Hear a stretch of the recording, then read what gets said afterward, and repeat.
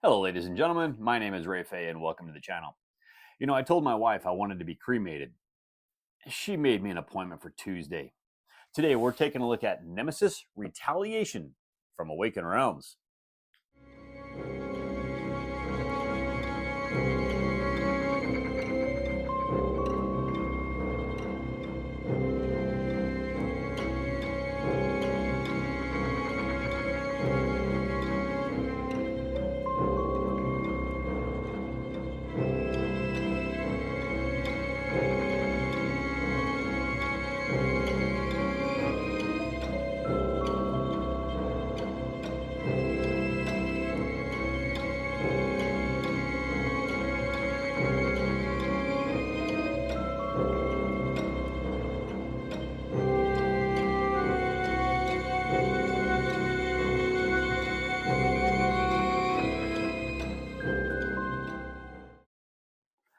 Nemesis Retaliation from Awaken Realms is the third installment in the Nemesis brand. Okay, now in this particular installment, 1 to 5 players are going to basically be going into an uncharted facility.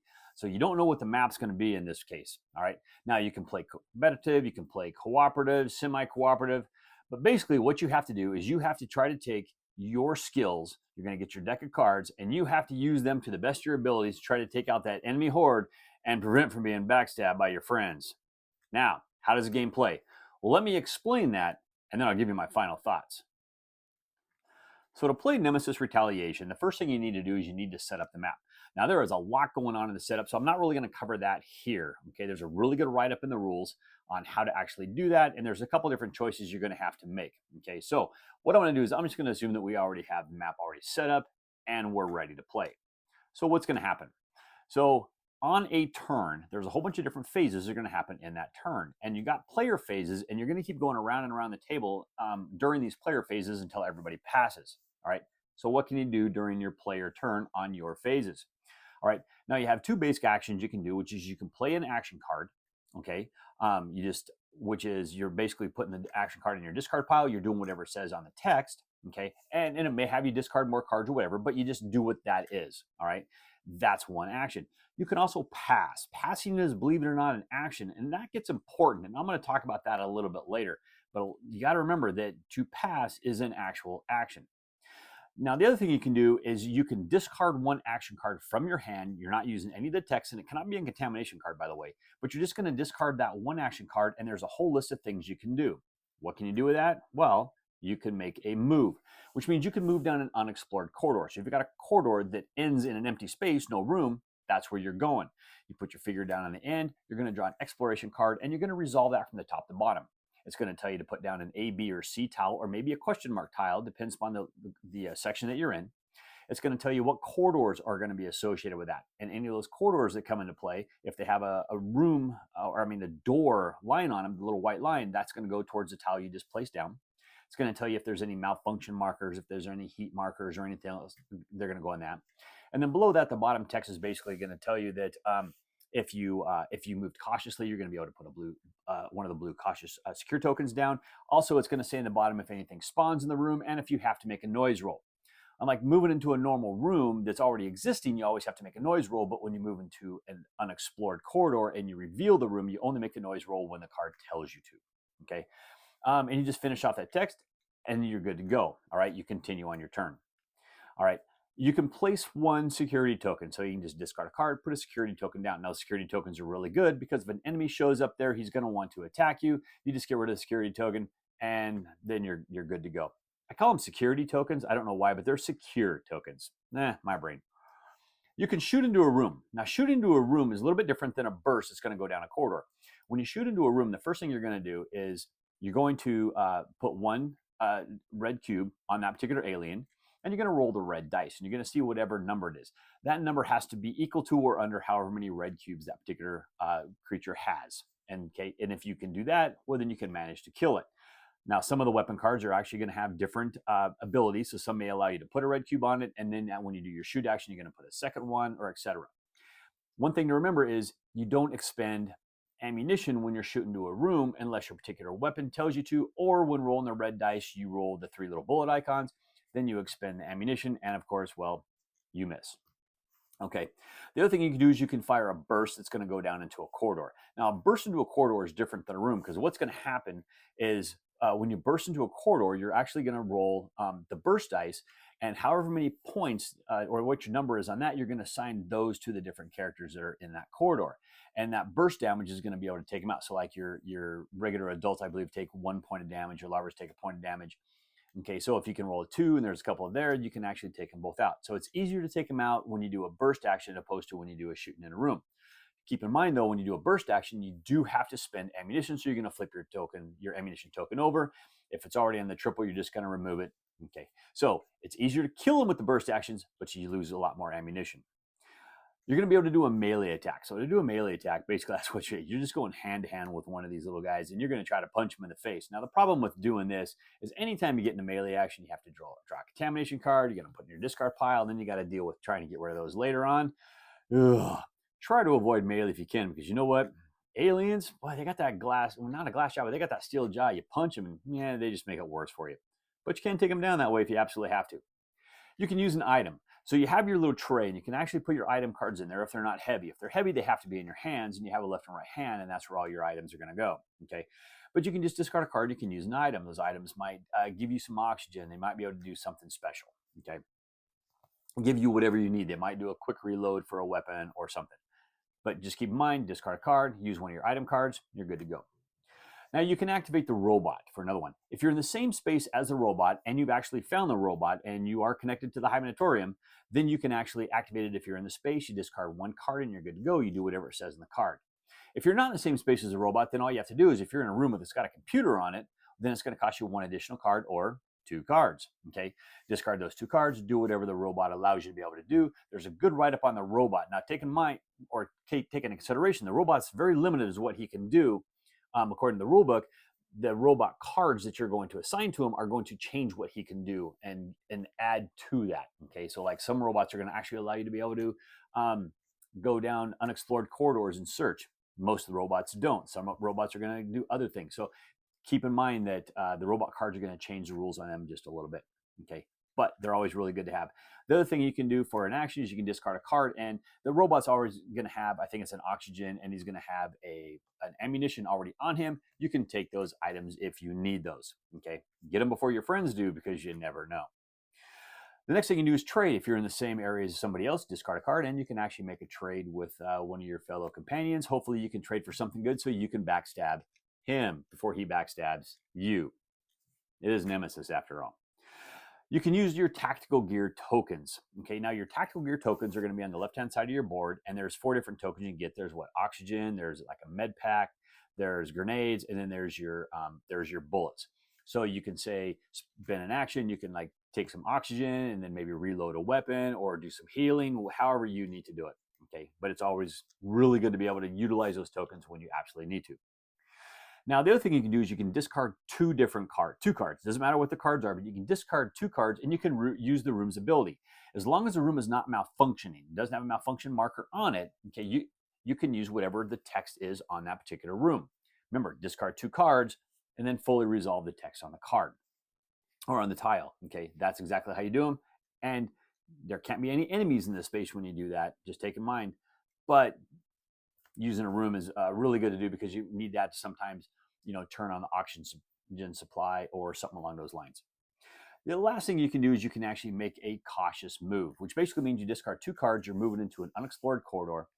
And what happens is when you get that unexplored corridor, sometimes an alien may show up in that room. But what's happening is your cautious move is actually going to bring a secure token with you. And that secure token is basically going to prevent you from being attacked at that point in time, which is actually really good to do. It's kind of nice early on. So that way, you're not taking all that damage right up front. But those are the basic actions you're going to be able to do on your turn. Now, once you're done taking your 2 actions for your particular turn, whatever you want to do, then you have to look and you have to see if the section you're in, whether it be A, B, or C, has oxygen supply or if it's turned off. If it's turned off, then you have to turn your oxygen dial down 1. Now, you start off with 7 oxygen, and when you get down to 0, if you have to take more oxygen, you start suffocating, take more oxygen, well, you're dead. You got to breathe. Make sure you get that oxygen turned on, okay? Then what you're going to do is if you're in a room with fire, you're going to take 1 point of damage. Now, this is where I was talking about passing as an action is very important. Say you spend 2 actions and your second action is in a room with fire, you take a point of damage. Okay, then it goes to the next player's turn. Well, you still haven't passed. So when it comes back around to you, your action is to pass. And now you take another point of damage. And on top of that, if you're in a place that doesn't have oxygen, you're taking more oxygen as well. So keep into consideration that you are taking that damage and you are taking that oxygen loss. So you might want to just do 1 action that turn and then just pass. And that way, when it comes back around to you, you're safe and you don't have to do anything else. Okay. But those are the basic actions you're going to be able to do. And you're just going to keep going around and around and around until everybody passes. Once everybody's passed, that's going to conclude the player phase of the game. Then we're going to go into the intruder phase of the game. Now, what's going to happen is if there's any intruders that are in a room that is on fire, they're going to take a point of damage. Okay. If there's any intruders in a room with any of the Space Marines, they're going to attack, in which case you just draw a attack card, look and see, cross-reference what it says. They're going to take that point of damage. Then you're going to do the event phase. You're going to draw an event card, and you're just going to follow that event card from the top to the bottom. You're just going to do whatever it says to do. They're very self-explanatory, and they're not difficult to figure out, but you're just going to resolve all of those until you're done. Once you're done with that, then you're going to do the bag development. The bag development is you're just basically pulling a chip out of the bag. You're looking at the queen board, okay, whether she's dead or not. Okay, you're just looking at that one side of the board. And the board tells you exactly what happens. If you pulled this, look at it up, it says you may do this and do this. Okay, but regardless, the chip stays out and something else may or may not go in.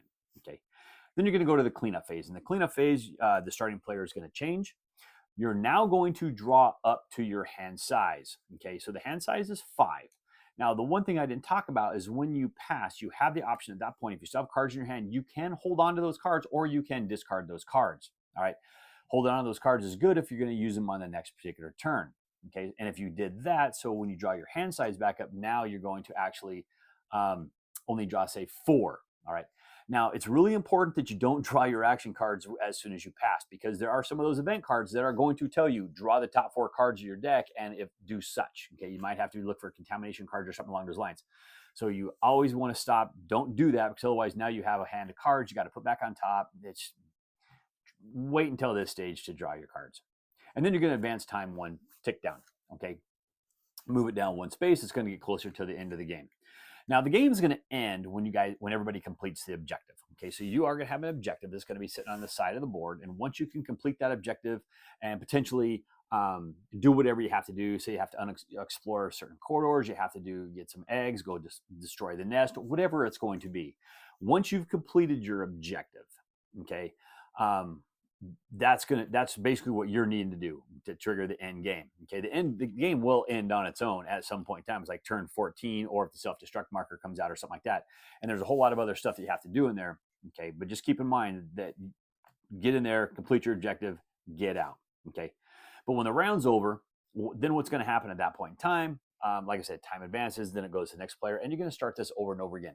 Now, this is going to continue until you can complete your objective, and then all of your Space Marines can manage to securely get off of this facility.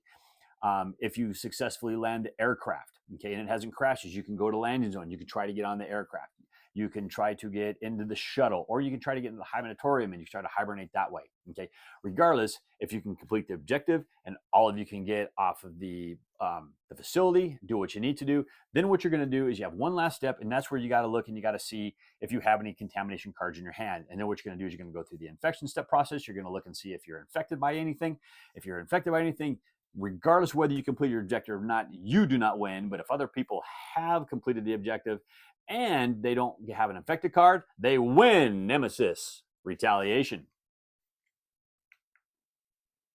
Okay, ladies and gentlemen, that was about as short a rules explanation as I can put together, because there is a lot of stuff going on in this game, and I can't even say that I covered half of it, but because there is just so much you can do. There are so many rooms in this game, and every room does something totally different. And sometimes you have to really rely on those room abilities and finding particular rooms in order to do certain things. Now, one of the nice things about this game is all your rooms A and your B and your C rooms, those all eventually will be able to come out, because you should be able to find all of those. There may be very rare situations where you have a hard time getting a room out, like if every one of your exploration cards, if you're in, say, A, every exploration card says put a question mark room, and you just keep doing nothing but putting these question mark rooms down, well, then there's no room for any more A tiles. I never really saw where it takes that into consideration, but I've always looked where if I only have 2 more options of rooms to put down, and I still have 2 A tiles, regardless of the card I draw, I'm putting an A tile down because you know what? If your objective card requires one of those rooms and you can't put it down because there's a question mark room in its place, well, then it's an unwinnable game, and I'm never going to play that way. So I always make sure that at least the last tile can be the completion of the A's, B's, or C's. But regardless, at the end of the game, you're just still going to have a stack of question mark rooms, so you really don't know what's coming out. Because one of the really cool things about this game is, and I absolutely love, is the map exploration and how these facilities are always different. Because whenever you explore a room, it tells you what corridors to put off of that room. So if you have a room in existence and there's no corridors coming off a section, and then another room actually wants to put a corridor to that existing room, well, you don't put that corridor. It's not, because you're not going to have a corridor just appear out of nowhere, basically, is what it's going to be. So you just ignore that corridor and keep going. So you're going to have these really funky rooms. And sometimes you're just going to have to snake and wiggle through this whole entire facility to try to figure out, how in the world and why did people build this facility as idiotically as they did for some reason or another, but they're going to be really unique and really different. Okay. I've never really had it to where it's really hard to get from point A to point B. Sometimes I kind of want a corridor between two, but if I just go far enough along, then it'll still make a big circle. But there's some really cool and some really unique maps. Absolutely love the way the maps play out in this one. Now, one of the biggest things about this particular game here is how does this one compare to the previous two? Because you have the core original Nemesis and then you have Lockdown. And I'm going to be honest with you, I absolutely love Nemesis and I love Nemesis Lockdown. Both of those games are among my favorites.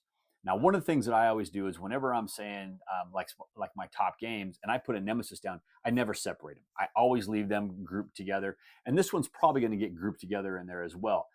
Because to me, it's the same game with a little bit different mechanics and maybe different map type stuff. Okay, they're almost like expansions with some different rules in a way. So I always group them together. But the core Nemesis for me is what really started the whole thing, and I absolutely love it. It is very hard. It is just it's to me it's kind of a dark, gritty, very alienish game. Absolutely phenomenal, and I absolutely love that game. And it is brutal. Okay, especially when you put that second map up. It's just really hard to get everything done. There's backstabbing going on all over the place. Now, the original Nemesis, I've tried playing it cooperatively, and I've played it competitively, and I'll always play that one competitively. I find the co-op isn't quite as good, and I find the co-op to be a little bit too easy. The same goes for Nemesis Lockdown as well. I find the co-op mode is just a little bit too easy, so I like that one in the semi-co-op as well. But Nemesis Lockdown, what's really cool is because you have the planet of Mars that you're on, and now you have the rover that you get to go drive around on and whatnot. And he's actually really cool because one side of the map, you just have to get on it and get away once you can complete your objectives. The other map, you actually have to get on it and go to different areas, but you don't have to. You can walk out there with your envirosuit and whatnot and go explore those other areas. And I think that's really cool because you have different elements that can actually happen on the surface as well.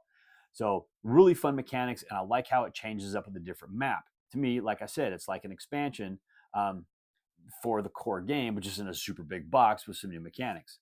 The other thing I like about Lockdown is the way they do the different levels of rooms, your A, B, and C rooms, and the lighting on them and powering them on.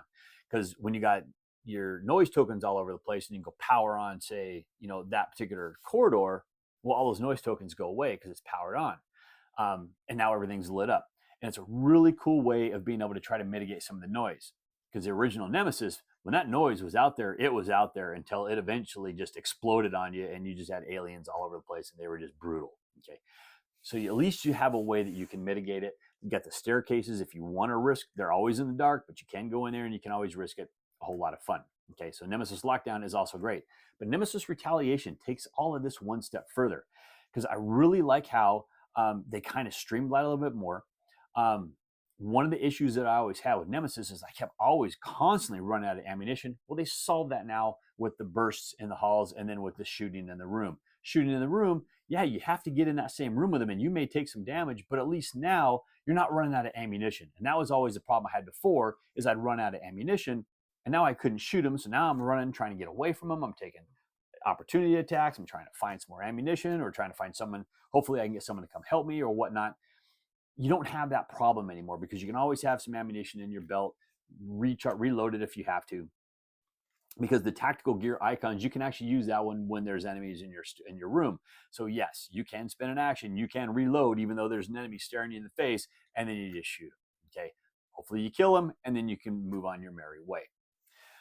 The other thing I really like is I really like the way they do the damage on this one. You have your cube that's going to go across, and you have your healthy injured, and then you're heavily injured. Okay, and a lot of those event cards references, if you're heavily injured and you got to take a serious wound, you just flat die. All right, so you really want to stay away from that heavily injured. You can go find armor, and I like the way when you do your armor, and even when you do your serious wounds. I'm going to cover those too, but the armor you just kind of tuck underneath that heavily injured section. So you can still put your cube on the top of it, but you can actually utilize that to help mitigate your damage, discard your armor to prevent serious wounds or whatever it may happen. But the other cool thing is when you take serious wounds now, it's not just a card that you're flipping up in front of you and it's going to give you this detriment, but you're going to slide it underneath the leftmost side. So it's first when you take, you're going under your healthy. Well, if your cube happens to be still in that green, it's going to drop down because you can no longer have a cube in there, which means now if you can get rid of that serious wound, now you need to try to get all those health points back. Luckily, the landing zone in this does have some health tokens, so you do have those, and you can also go find health tokens all over in the board as well, because there's a lot of areas that have the green searches, and you can find those. And that's the other thing that's really cool about this game too, is I absolutely love the way they do search now. It's no longer you're ticking that tile down and you only get so many searches in a room. If you go into a room, you can always keep searching. If you have that search card, you just draw the number of cards equal to whatever the icons are, and you can always try to find something. So you're no longer hamstringed as far as like, man, I really need this or I really need this, but there's no more searches anywhere left in this facility. You've got to be kidding me. I need to find something. Okay. Well, now you can actually do that, and it's really good. I love the way they do that as well. If you haven't been able to tell, there's a really good theme here, and I really love the way this game, spoiler alert, I love the way this game plays out. I really enjoy this. Now, between the three, which one do I like the best? Without a doubt, hands down, it's Nemesis Retaliation. If I ever had to keep one, okay, and I was told, you got to get rid of two and keep one, I'm keeping Nemesis Retaliation. I love the way the facility changes every single time that I'm playing the game. Okay, I love the combat and the streamlined version of it.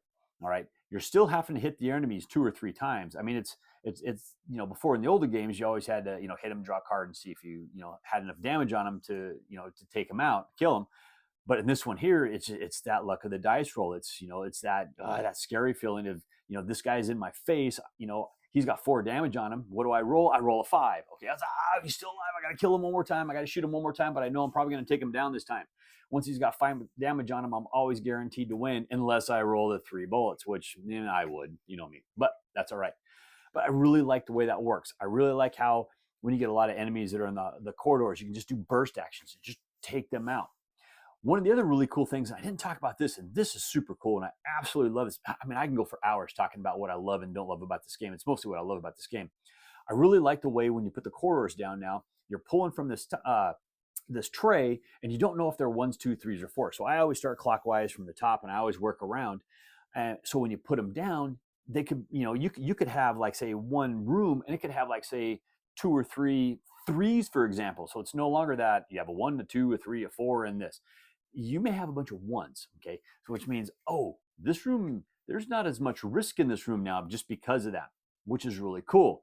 The other thing that's really, really cool is there's several of the characters that have cards and abilities that are going to allow you to be able to secure those corridors, which means if you meet the requirements, you can flip that corridor over, and that corridor now is 0, which means you're no longer having to put noise in that corridor, and you're now making those things secure. You can now move through the facility a little bit easier and not have so much noise, okay? And the other thing that's kind of cool too is you're moving room to room to room. And when those aliens in the previous 2 versions, they're doing the same. They're room to room.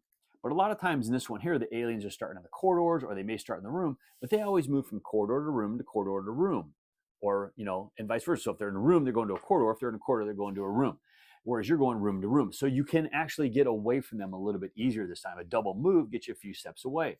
But then again, those event cards may move all the creatures from a corridor, then they may move all creatures, period, from all rooms. So they may still get a double move. You never really know. But so much going on. But I'll tell you what, this game to me is absolutely fantastic. I mean, I think I covered a whole lot of the things that I like about this game. I haven't really found anything that I don't like about this game.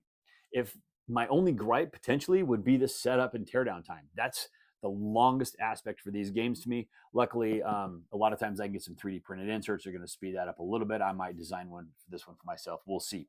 Don't know if I have that much time to do it, but stuff like that helps on that. But that's the biggest drawback to this game to me, is how long it takes to set it up and how long it takes to tear it down. So when I set this game up, I always like to get 2 or 3 plays in before I have to tear it down, just because. But even then, it still takes a while to organize it and put everything away. Now, the last point I'm going to make, I know I should end this already, is this game here, I can actually play this one co-op with a group of 3 other people. I've played 4-player co-op in this, and co-op isn't a walk in the park. Okay, the earlier games, I found it to be too easy. It is not with this one. At least that was my experience. Co-op version is still difficult to play, and that's one of the things that I really like. I can play this one co-op because this is a co-op game to me. Yes, there is backstabbing that you can do in the semi-co-op and everything else, but this is the type of game that I really like to play cooperatively. My main group plays a lot of stuff cooperatively. We love that, and this is the better of the 3 for that as well. So there you go. Do I recommend Nemesis Retaliation? Oh, outstandingly, yes. If you like Nemesis Lockdown and just core Nemesis, to me, this is a no-brainer. To me, this is the better of the 3, and this one here is the way to go. If you're on the fence about Nemesis, you might want to look at this one, because this may put you over that fence with some of the changes they did. But it's absolutely fantastic. I absolutely love this game. This one here will never leave my collection. And this one here, I have a feeling, is in my top 10. And I believe Nemesis is in my top 10. I group them all together. They're never leaving. Fantastic games. Absolutely love them. I say buy it. Well, thank you once again for joining me today. As always, I please ask you to like this video on YouTube, on Board Game Geek, on Facebook, or even on X. Please leave me a comment on any one of those platforms, and I'll get to those comments just as soon as I can. And also, folks, if you like the content I provide here, if you haven't done so already, I humbly ask you to click on that subscription button, subscribe to my channel, and even click on that bell and be notified when I drop new videos. Also, if you like the videos I provide here, I also do videos over on the Discriminating Gamers channel. Over there, I will do some unboxings, I'll do playthroughs, and some reviews. I'll leave a link to Cody's channel down in the details below. You know, I asked a friend of mine why he stopped being a farmer. He told me he chose the wrong field.